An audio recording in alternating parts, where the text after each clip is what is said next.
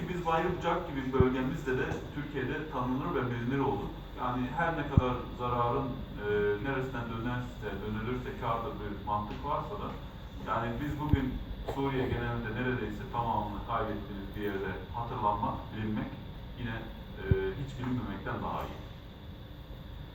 Suriye'deki geldiğimiz bilanço 250 bin rakamı eskidi, 300 bine yakın insan ölü. 8,5 milyon iç göç diyorduk. Bunlar 1 milyon dış göçe eklenerek 5 milyon dış göç, 8 milyon, 7,5 milyona yakında iç göç. Toplamda 12 milyonu aşmış bir göç. Zaten 12 milyon ne demek? Suriye'nin yarısı demek. 250 bine yakın tutuklu Esad zindanlarında genellikle. 100 bine yakın insan kayıp, nerede, akıbeti nedir bilmiyoruz. 120 bine yakın aile kimsesiz, yani babası ya da annesini yitirmiş bir şekilde, yani aile büyüklerinin birisi kaybolmuş durumda. Yani bugün geldiğimiz Suriye'deki tablo, genel tablo bu. Şimdi Suriye'de neler yapılmaya çalışıyor, neler planlanıyor? Yani bazı yine haritalar göstereceğim.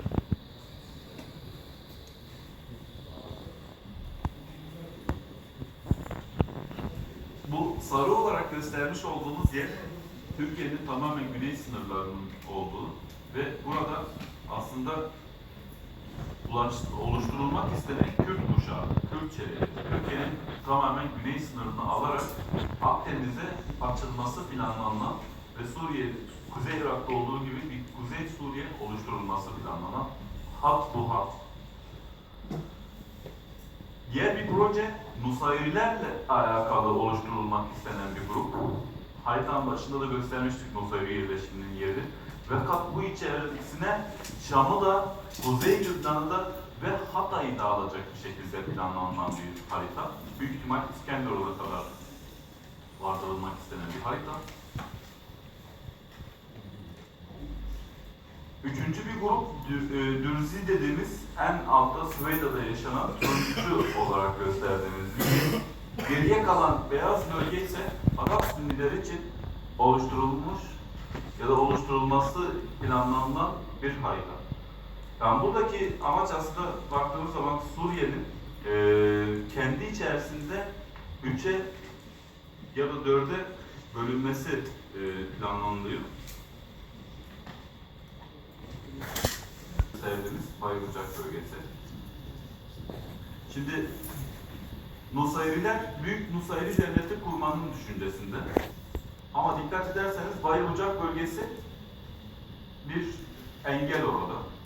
Bu yukarıyla arıtın arasını kesmiş bir bölge. Hani bazen Suriye'deki o haritayı gösterirken acaba şu soru geliyor aklımıza. Ya bu rastgele mi yerleştirilmiş buraya, yoksa hakikaten atalarımız, ecdadımız bundan yüzlerce yıl önce bilmişler de bilinçli bir şekilde bu şekilde mi dağıtmışlar Türkmenlere? Yani neden bunu söylüyorum? Yani bir bakıyorsunuz iki Kürt grubunun arasında Türkmen var. İki Nusayri grubunun arasında Türkmen var. Dürzi ve Sünni arasında Türkmen var. Yani bunlar arasında da aynı etnik gruplar arasında da Türkmenler bir sanki set oluşturulmuş.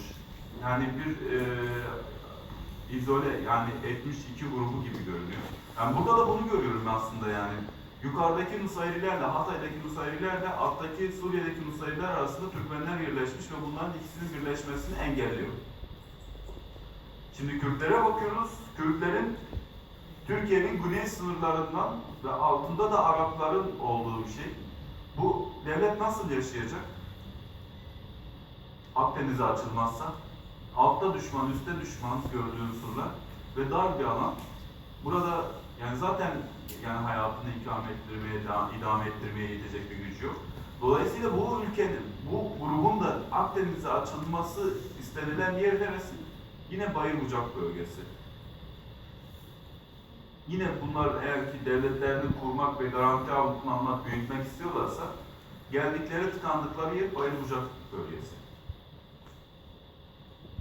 İçerideki Sünni gruba baktığımız zaman o beyaz bölgedeki Türkmenler Suriye'de tamam neredeyse Sünni. Alevi Türkmen, Şii Türkmen neredeyse yok.